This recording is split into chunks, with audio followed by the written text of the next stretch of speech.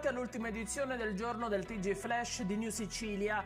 Intervento dei vigili del fuoco nelle scorse ore a Catania per un incendio in un'abitazione di via del Gargano 17 nei pressi di piazza Iolanda.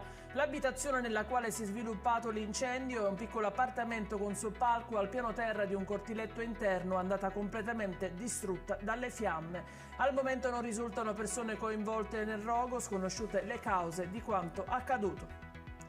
Custodia cautelare in carcere, quanto disposto dall'autorità giudiziaria a carico del 46enne messinese indagato di tentata rapina ai danni di una donna lungo il viale Principe Umberto a Messina, è avvenuto lo scorso 2 novembre. In pieno giorno la donna è stata aggredita con le mani al collo, strattonata e colpita ripetutamente dall'uomo che cercava di sottrarle la collana che indossava.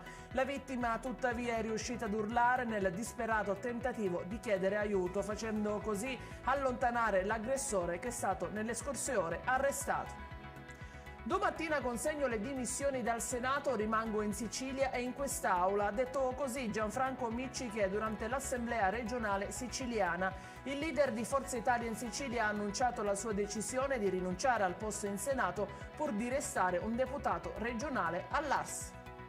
E in chiusura le previsioni meteo, raffiche di vento e temperature in calo. La giornata di domani, mercoledì 11 gennaio, sarà particolarmente ventosa in Sicilia. Si segnalano raffiche di burrasca, ne risentiranno anche i mari sul litorale tirrenico. Il cielo sarà prevalentemente sereno per l'intera giornata, situazione analoga sul litorale ionico, litorale meridionale e zone interne.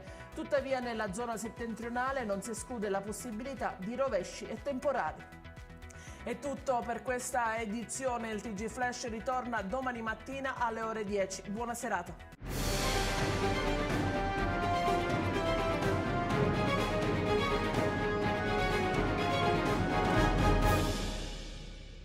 Procar, centro assistenza autorizzato BMW e Mini, adesso anche BMW Motorrad, via George Marshall 7, Mister Bianco, Catania.